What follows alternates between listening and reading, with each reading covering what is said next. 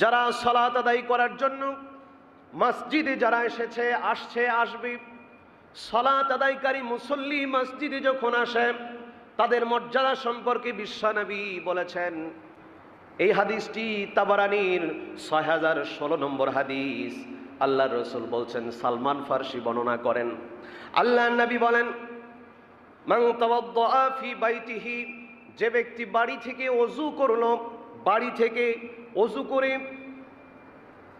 ফাআহসানাল উদুআ, উত্তম রূপে ওযু করলো, এবং উত্তম রূপে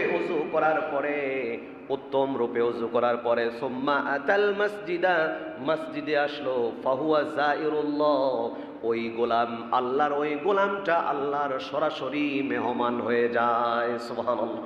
যে বাড়ি থেকে ওযু করেছে, উত্তম রূপে ওযু করে মসজিদে এসেছে, ওই ব্যক্তি আল্লাহর মেহমান হয়ে গিয়েছে। আল্লাহ রাসূল বলছেন,